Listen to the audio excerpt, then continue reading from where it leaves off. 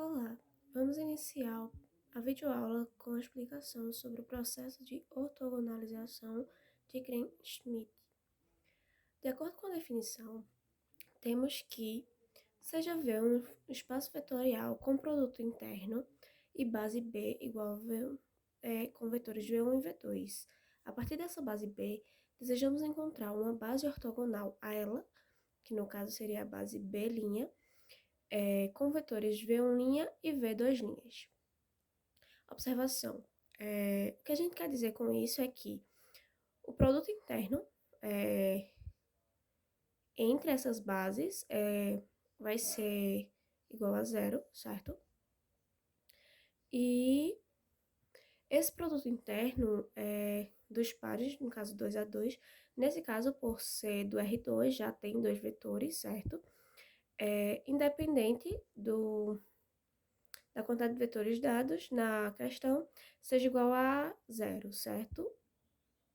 E além disso, esse produto interno, além de ser igual a zero, ele também indica que as projeções da base B' em relação à base B são ortogonais, certo? Que, no caso, são formados ângulos de 90 graus entre os vetores. Como demonstrado nessa figura aqui, no R2, temos aqui um V1, certo? Esse vetor maior aqui seria o nosso V1, e essa projeção diagonal aqui seria o nosso V2. A intenção desse processo de ortogonalização seria, inicialmente, admitir que esse V1 é igual ao V1', certo? E encontrar um V2 que seja ortogonal, certo? Que forme um ângulo de 90 graus em relação ao V1', que também é o nosso V1. De acordo com conteúdos anteriormente trabalhados, tendo a mesma direção e mesmo sentido, nós podemos escrever esse V2' aqui, certo? Formando esse triângulo reto, onde, por conteúdos anteriores também, esse V2 ele seria igual a o V2' e essa projeção aqui de V1', certo? Que no caso seria uma constante qualquer multiplicado pelo V1'. Se a soma desse CV1' com V2' seria igual a V2, então o nosso V2' vai ser igual ao nosso V2 menos essa projeção aqui, certo? A condição para que seja ortogonal é que o produto interno entre V2' e V1' seja igual a zero. Mas o nosso V2' é V2 menos C que multiplica V1', certo? E o nosso V1' permanece dessa forma. Isso esse produto interno sendo igual a zero. Fazendo a distributiva, certo? Como sendo V2, produto interno com V1', e menos C, V1', produto interno com V1'. Isso tudo igual a zero, certo? Essa distributiva mais essa igual a zero. Retirando a constante menos C, certo? Aqui a gente visualiza ela como sendo uma constante. Retirando ela do produto interno aqui, ficaria V2' produto interno com V1', menos, certo? Aqui estava mais, mas por a constante estar negativa, ficaria menos C, produto interno de V1' por V1', certo? Isso sendo igual a zero. Isolando essa constante, temos que C é igual ao produto interno de V2 e V1', dividido pelo produto interno de V1' por V1'. Sendo assim, que nos permite dizer que V1', certo? Como admitido, é igual a V1. V2' seria o V2 menos C, V1', que é a nossa projeção ortogonal, certo? De V2 em relação ao V1', que substituindo fica V2' igual a V2 menos produto interno de V2 e V1', dividido por produto interno de V1' por V1', vezes o próprio V1', certo? Isso aqui para que seja uma base ortogonal, para encontrar uma base ortogonal. No R3, para descobrirmos, seguimos o mesmo passo a passo, certo? Mas agora, por termos um terceiro vetor, vamos seguir a mesma linha de raciocínio, sendo V1 igual a V1' igual a V1, V2' igual a V2 menos produto interno de V2 e V1' dividido produto interno de V1' em relação a V1' vezes o V1', e o V3' seria V3' menos a soma de suas projeções em relação a V2' e V1', certo?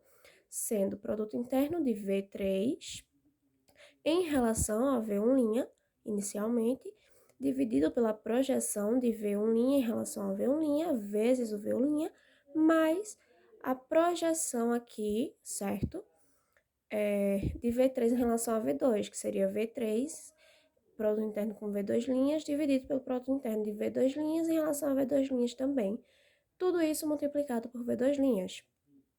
Ficando então, fazendo a distributiva aqui do jogo dos sinais, temos V3' igual a V3 menos produto interno de V3 em relação a V1', dividido produto interno de V1' e V1', vezes V1' menos, certo? Mais com menos, menos, produto interno de V3 em relação a V2', dividido pelo produto interno de V2' em relação a V2', vezes o V2'.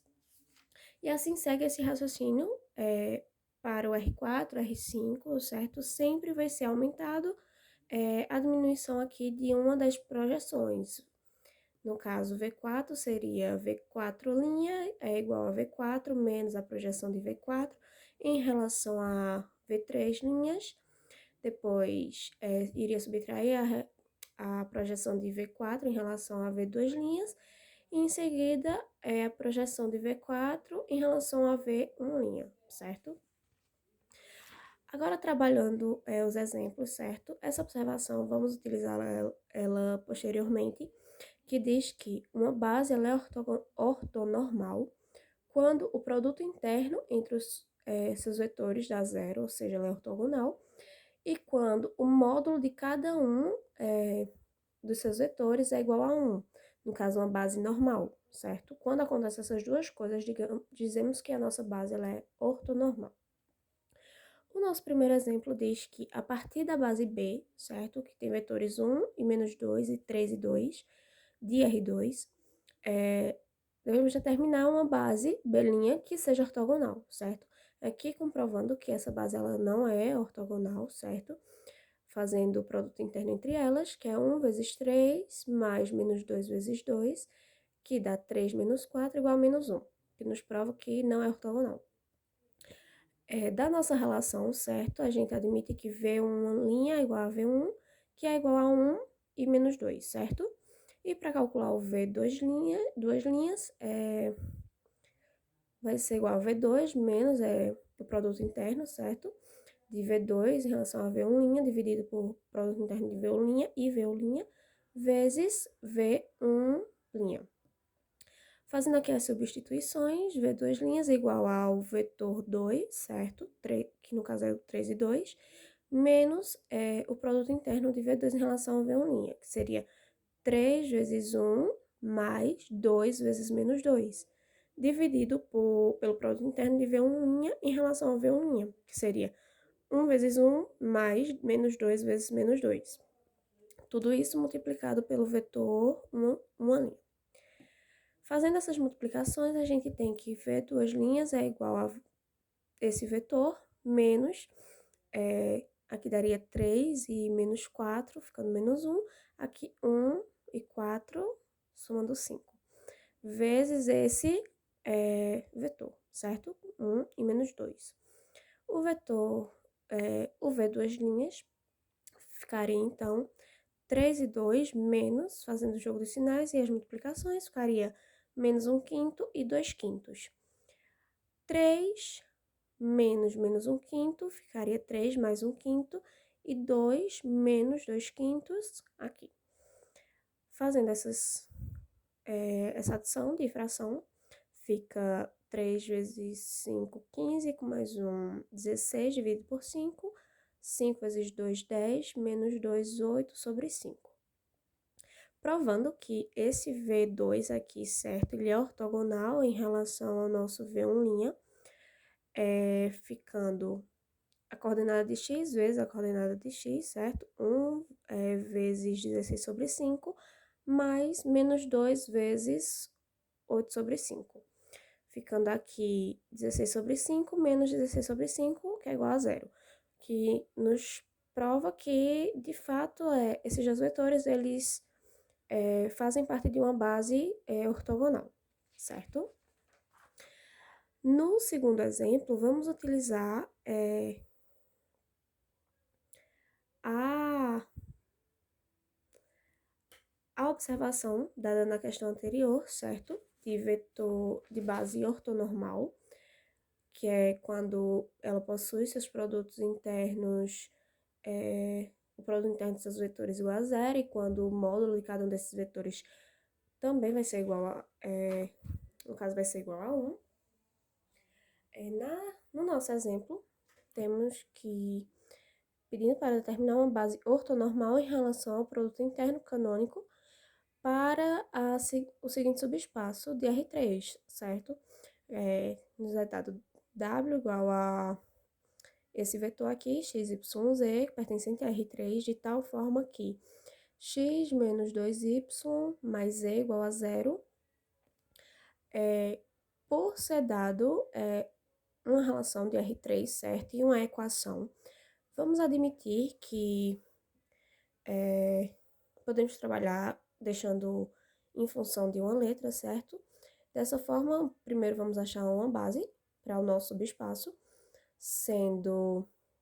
admitindo que y seja igual a t, que z é igual a k, sendo t e k pertencentes a R, certo? O conjunto dos números reais.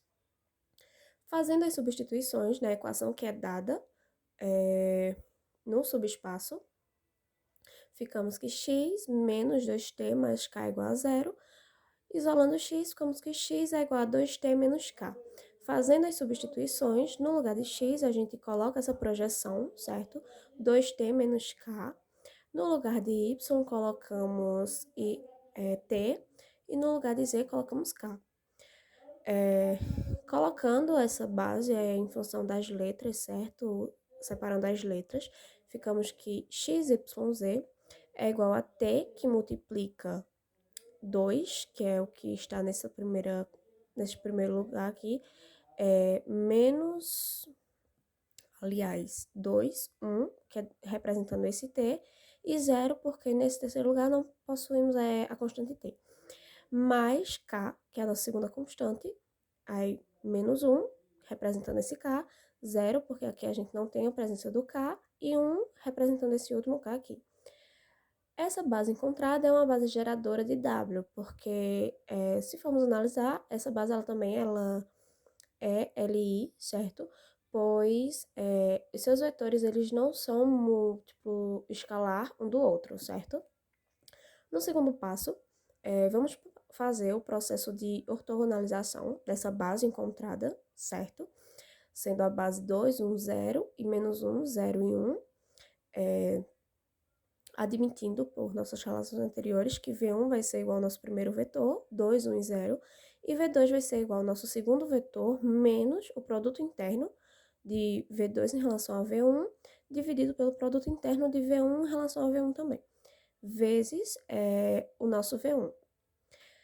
O nosso V2 vai ser igual a menos 1, 0 e 1, menos, fazendo as multiplicações aqui, esses dois se anulam, ficando menos 2 sobre 4 mais 1, 5, que multiplica esse último vetor, 2, 1 e 0. Fazendo as multiplicações aqui, certo?